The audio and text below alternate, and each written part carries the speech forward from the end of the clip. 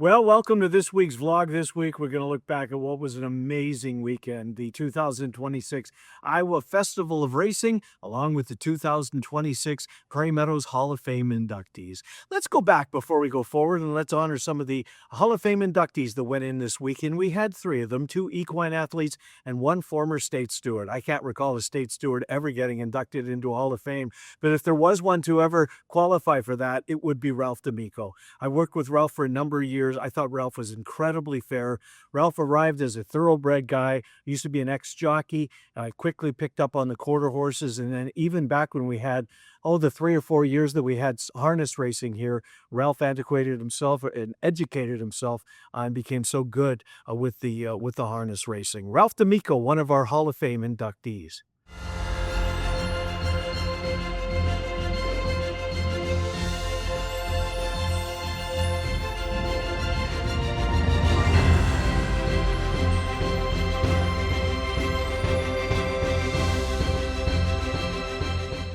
Good evening. Tonight, it is my honor to recognize Ralph D'Amico for his outstanding career and lasting contributions to horse racing.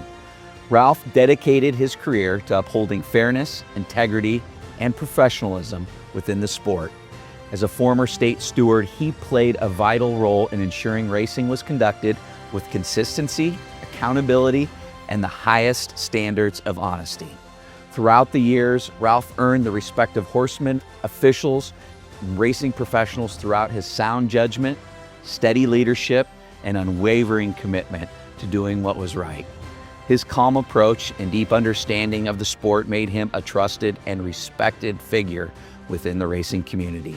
Having worked with Ralph for many years, I have seen firsthand the integrity, professionalism, and care he brought to every decision.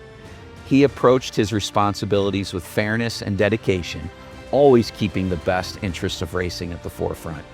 Ralph D'Amico's career reflects the very best qualities of this sport: integrity, leadership, service. His contributions have left a lasting impact on Prairie Meadows and on horse racing as a whole. It is a privilege to recognize Ralph D'Amico and to celebrate the example he has set throughout his remarkable career. Congratulations, Ralph.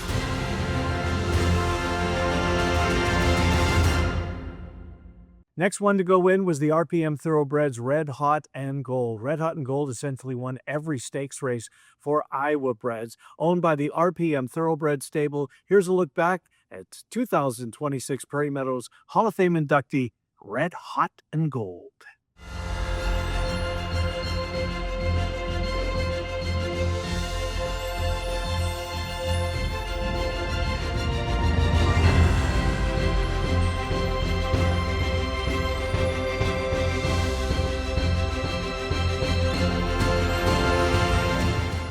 Tonight, we proudly recognize two exceptional horses and the owners whose dedication and support helped shape the successful careers of Red Hot and Gold and Canum.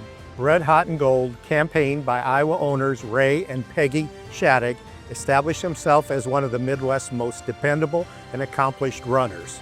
Throughout his career, he demonstrated remarkable consistency, toughness, and competitiveness while earning more than $500,000 and capturing multiple stakes victories at Prairie Meadows and Oaklawn Park, including the Iowa Breeders' Derby and the Hot Springs Stakes.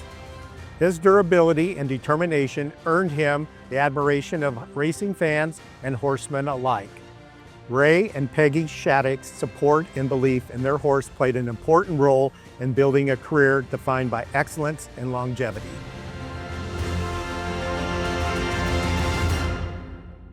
The final Prairie Meadows Hall of Fame inductee for 2026 was the late-running Canum. As a former race caller, you gotta love those horses that come from way, way back. They're not even in the camera's view, and all of a sudden the crowd starts to roar because Canum was well bet in most of Canum's races. He'd be starting to move up. He'd start picking them off one by one, closing on the far outside and get up in the shadow of the wire.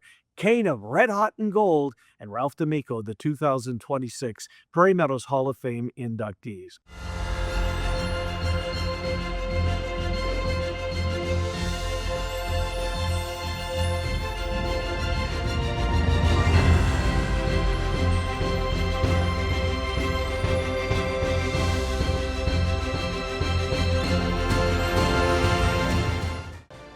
We also proudly recognize Canaan, a stakes-placed gelding owned by James R. Leach and proudly bred in Iowa. Canaan represents the strength and heart of Iowa racing through steady performances over multiple seasons at Prairie Meadows and other regional tracks. His consistency and resilience made him a respected competitor and an example of the quality of horses developed within our Iowa racing program. James R. Leach's commitment to Iowa breeding and racing is reflected in Canaan's career and accomplishments. Together, they represent the hard work, perseverance, and passion that continues to strengthen horse racing in our state. Red Hot and Gold, Canaan, each leave behind a legacy built on consistency, determination, and the support of dedicated owners who believe in them every step of the way. Their accomplishments have made a lasting impact on Prairie Meadows racing and on the Iowa horse racing community. Tonight, we are honored to celebrate these remarkable horses and the people behind them whose contributions continue to inspire our sport. Congratulations to Red Hot and Gold, Canaan, and their connections on this well-deserved recognition.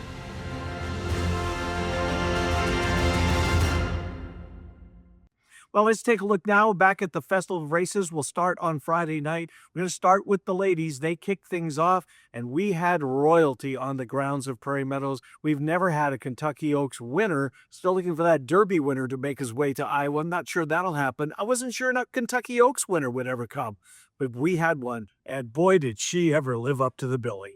Good Cheer, top of the lane, and she's the boss in the Iowa Distaff.